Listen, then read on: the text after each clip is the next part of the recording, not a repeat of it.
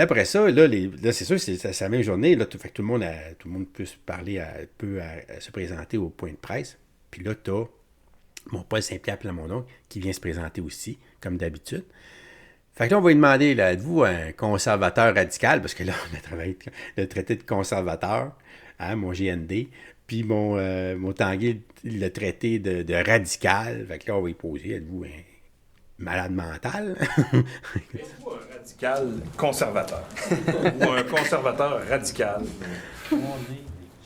Personne ne va croire ça, respectueusement soumis. Là, je ne vois pas qui va croire ces qualificatifs-là. Ce n'est pas la première fois qu'on essaie de me coller des épithètes.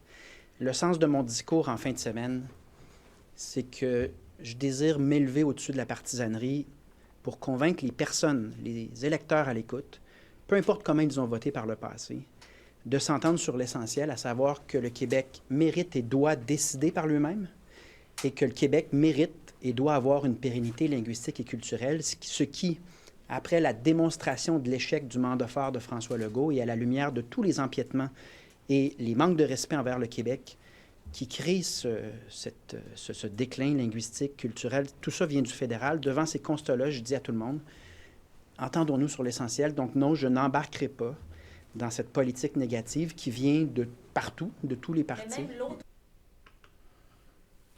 Donc, il se qualifie pas, lui, ça le fait sourire, là.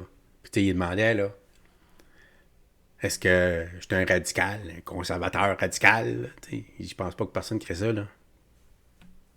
Je vois personne, là. Pas Mébel qui a le trait de planicheur. Est-ce que... Là, c'est les journalistes qui te posent des questions, là. Ils demandent. Ils disent, est-ce que c'est vraiment, là, la dernière chance, là, qu'on a, là, de faire un référendum, là, sur la souveraineté du Québec? C'est le référendum de la dernière chance. Si, par exemple, on vote non au prochain référendum, comme on l'a fait à 2 reprises, à toutes fins utiles, c'est fini pour le Québec et pour le mouvement souverainiste? Je vais citer à nouveau René Lévesque, qui avait prédit ce moment-là dans notre histoire. Il disait « Il est un temps où le courage et l'audace tranquille deviennent pour un peuple, au moment clé de son existence, la seule forme de prudence convenable. S'il n'accepte pas alors le risque calculé des grandes étapes, il peut manquer sa carrière à tout jamais, exactement comme l'homme qui a peur de la vie. » En d'autres mots, si par peur, on refuse de voir la réalité en face et on refuse de faire les choix en conséquence de cette réalité-là, il y a un prix à payer. Et quel serait-il? Combattre la peur par la peur. Non, je décris des faits très vérifiables. Il faut distinguer la peur et les faits. Les faits peuvent être décevants. Des projections. C'est pas moi qui ai écrit ça. Là. Quel serait-il le prix à payer, Non, mais M. je veux juste Saint-Pierre-Plamondon? revenir, là, parce que c'est important. Dans 25 ans, quand même. Non, c'est parce que ça a déjà lieu.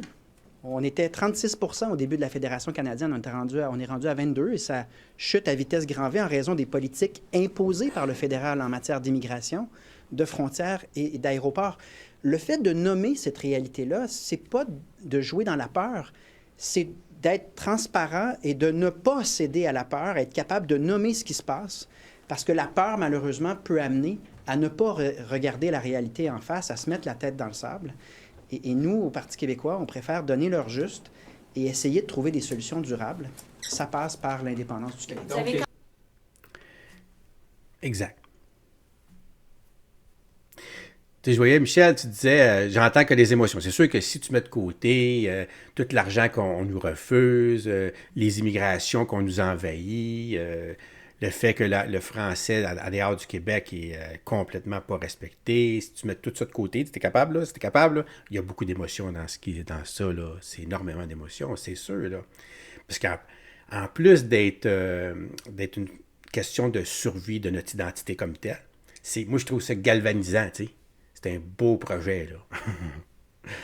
C'est un peu comme quand tu étais chez tes parents, là. Puis que là, tu as décidé à un moment donné de franchir le pas, là. À moins qu'on t'ait foutu à la porte, là. Mais si, mettons que toi, tu étais là, tu étais heureux, tu étais bien accepté. Tes parents, ils t'auraient regardé encore ici, là. Puis là, à un moment donné, tu as dit, moi, je veux là, me mettre en danger, là, c'est-à-dire là, être capable d'aller chercher plus encore. Puis c'est pas en restant sous le couvercle de mes parents que je vais pouvoir m'épanouir, là. Pas vrai? Puis là, tu as pris un risque à un moment donné, tu es parti, puis là, j'espère que ça a fait de boule de neige, puis que tu es heureux, puis tu sais, c'est ça la vie. Puis Puis c'est un peu ça qu'il dit, là. Si à un moment donné, on ne prend pas l'occasion qui fait que là, on peut grandir, on va perdre la chance de devenir quelqu'un. C'est comme M. Lévesque disait, c'est ça le message qu'il nous lance. Son discours en fin de semaine, es-tu motivé par les annonces du fédéral? Parce que c'est sûr, comme je t'ai dit tantôt, là, c'est du bonbon, là, ce que le fédéral il fait depuis que le Trudeau est là. C'est fou, là, de doubler la dette, de tout ce qu'il a fait. Là, on n'énumérera pas là, encore, là. Il a tellement fait le fédéral pour nous écraser. Ça n'a pas de sens, là. Puis après, il nous envahit en plus après, là. Puis il nous rembourse même pas. Écoute, c'est fou. Comment est-ce qu'il ne nous respecte pas, là? Pas en tout. Donc, il va nous dire ici, un peu... donc, en fin de semaine, c'est sûr que ça l'a aidé beaucoup.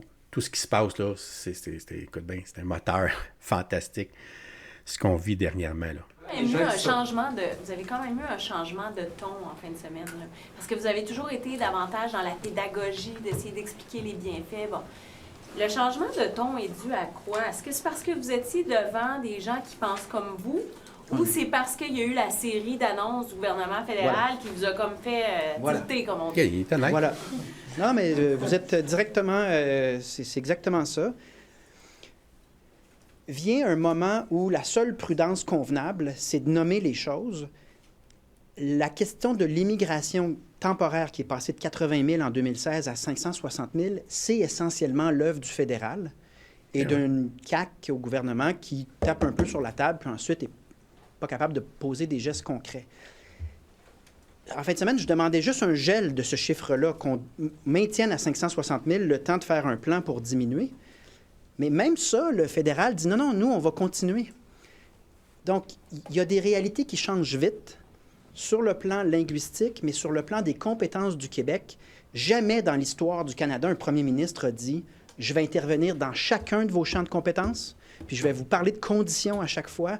Je ne respecte pas la Constitution. » Il faut voir que ça a un impact majeur parce que ça veut dire que les décisions seraient de plus en plus centralisées dans un gouvernement à Ottawa où on a le 5e des sièges et où une bonne partie du 4/5e sont à l'aise avec God Save the King. Si on ne réalise pas que ça nous offre aucun avenir, tant sur le plan de nos intérêts économiques que sur le plan linguistique et culturel, si on ne le réalise pas en temps utile, l'avenir, malheureusement, il est triste et prévisible. Oui, c'est ça. Exact. Tu sais, si on se bouche les yeux, puis on comprend, on voit pas ce qu'on... Comme la petite grenouille dans... Exactement, la même chose que la petite grenouille qui est dans un chaudron. Tu sais, prends une grenouille, là, puis fais bouillir de l'eau, là, puis le jette là-dedans. Hey, tu n'as jamais vu une grenouille sortir de l'eau? Comme ça, là. Mais tu la mets dans l'eau tempérée, dans le fond de l'eau, eh bien, tu ouvres le feu. L'eau bouille tranquillement, tout doucement. Elle va sentir la chaleur, elle va se coquiller un petit peu. Tu sais. Ça va bien aller. Ça va bien aller. Puis, elle s'en rendra même pas compte, puis elle va être cuite, puis elle va être dans mon assiette avec du beurre à l'ail. C'est tout. Puis, jamais elle va s'être défendue ou essayer de sortir de là. Parce qu'elle n'est pas comme consciente que là, son sort est scellé. C'est inéluctable. Tu comprends? C'est un peu ça. Ça se fait avec tranquillement, on accepte les empiètements, on accepte de perdre notre langue, on accepte plein de choses, là, tranquillement, au final, regarde. On parle tout le temps anglais, c'est pas grave, puis là, t'es rendu là. Fait qu'il faut être conscient. Puis ça, là, ce qu'on vit, au fédéral, c'est la continuité de ce que le Trudeau père a fait. Trudeau père, là, Pierre-Éliott Trudeau, là, écoute, lui, à ce moment-là, dans son époque, il avait augmenté la dette comme jamais qu'il y avait eu. On n'avait jamais augmenté la dette nationale comme ça. C'est du pays, là, je parle. Sous l'ère Trudeau, là, ça s'est fait. Là. Puis écoute, puis comment est-ce qu'ils ont maltraité le Québec? Des francophones, des Trudeau, là, c'est des francophones, c'est des gens qui viennent du Québec, qui nous ont fait ce mal-là, là, en partant. Puis là, son fils qui arrive, lui, des décennies plus tard, puis il fait pire. Pire, mais dans la même lignée de pensée, là. Ça fait peur. Un déclencheur. Pour vous, dans les derniers jours, il y a eu un événement déclencheur. Oui, c'est-à-dire que je rattache ce que je qualifie de charge d'offensive contre le Québec. Je le rattache avec la longue histoire du Québec dans le Canada et la triste histoire des francophones et des peuples autochtones dans ce régime d'origine coloniale. Tout ça est en continuité. Justin Trudeau est en continuité avec son père, Pierre-Éliott Trudeau.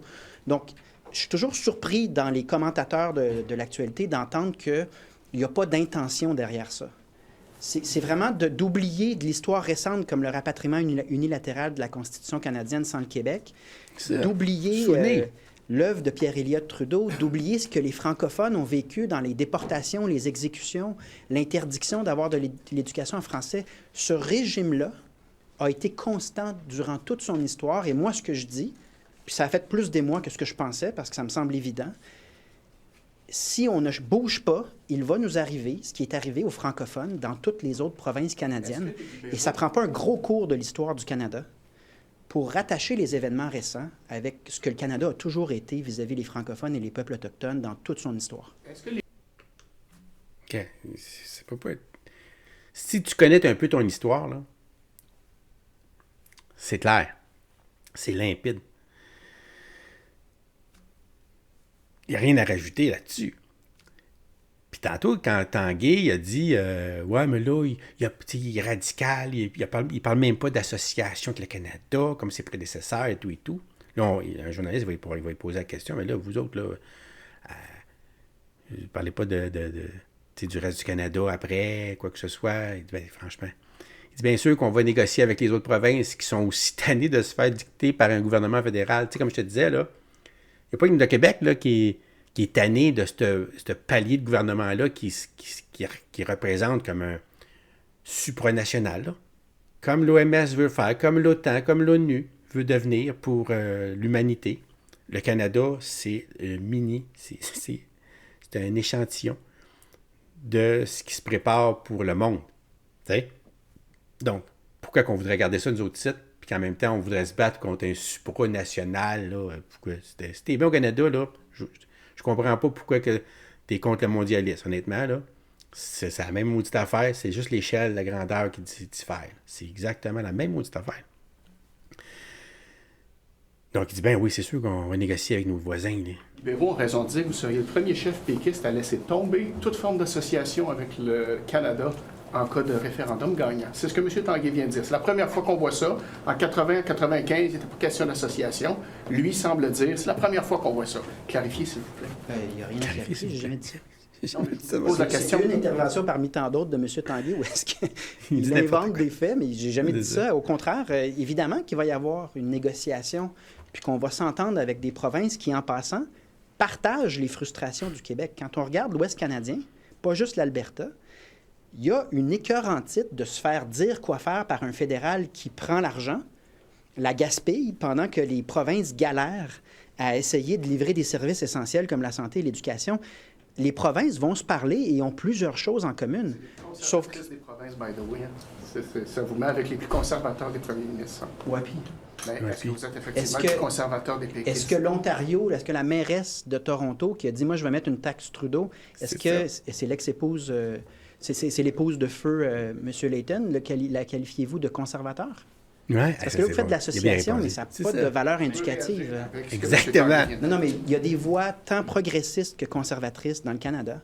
On est tous d'accord. Qui vivent les mêmes frustrations par rapport à un Canada qui triche constamment les règles de la Constitution et donc rendent impossible la gestion courante des choses comme la santé et l'éducation. Et ça existe à gauche comme à droite.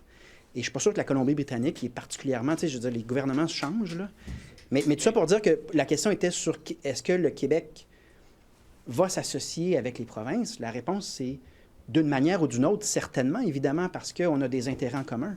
Mais ce sera à titre d'État qui décide pour lui-même et non pas à titre d'État qui se fait dire quoi faire par un Parlement fédéral qui, par surcroît, gaspille notre argent et nuit à l'avenir de la langue française. Mais est-ce... Puis on l'a vu, là, dans les négociations en santé, quand toutes les provinces se sont réunies devant le fédéral, ça a duré 2 heures. Il est arrivé là, le fédéral, il a dit « OK, voici, il n'y a pas de négociation, on vous annonce ce que vous allez accepter. C'est ça que vous allez accepter. Puis on ne veut pas vous entendre. Puis ça va être ça, là.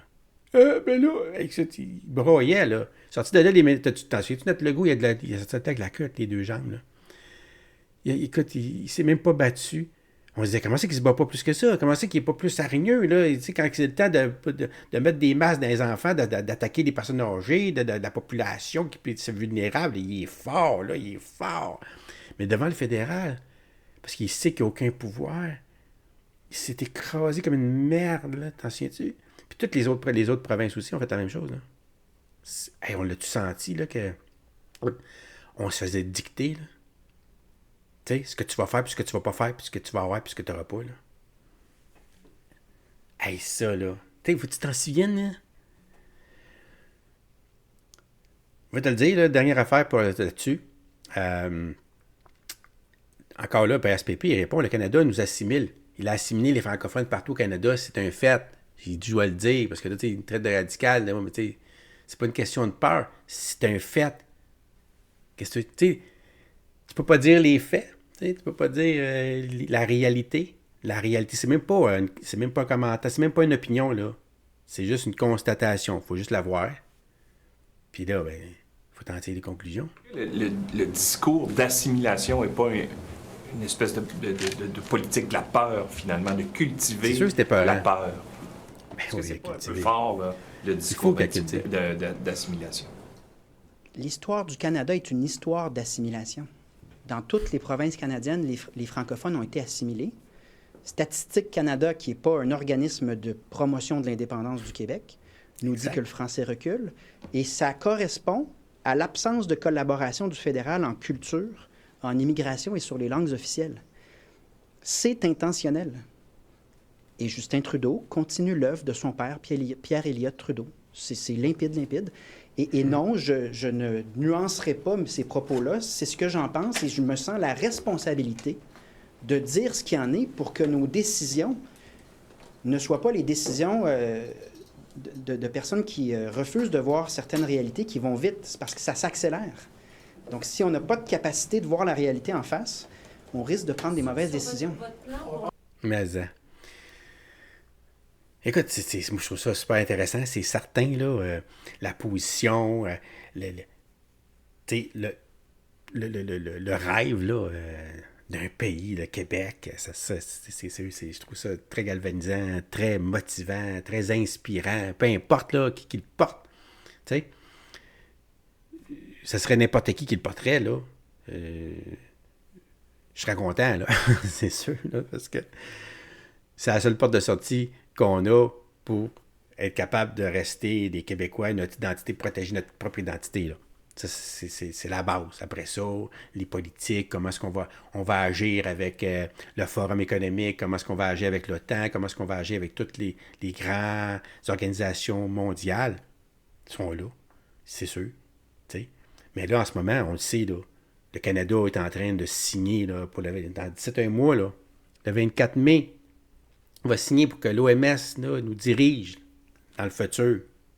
T'imagines? Ça va être une raison de plus de sortir de là, dans le fond. Hein? C'est ça. Quand tu vas l'entendre, on va dire là, on nous fait signer là, des affaires comme ça. Là. Nous autres, le Québec, quand on va sortir de ça, là, on débarque de là, automatique. Automatique. Tu sais, oui, il y a des traités qu'on va reconduire, qui vont se reconduire tout seuls, là, comme le libre-échange, l'ONU, l'OTAN, là, le pays membre. Là. Mais il y a des choses que non, on ne veut pas. Ça va être le temps de pouvoir le dire, le faire aussi. Tu sais, écoute, c'est que le début, je te dirais, en route vers la souveraineté, on va voir où est-ce que ça va nous mener.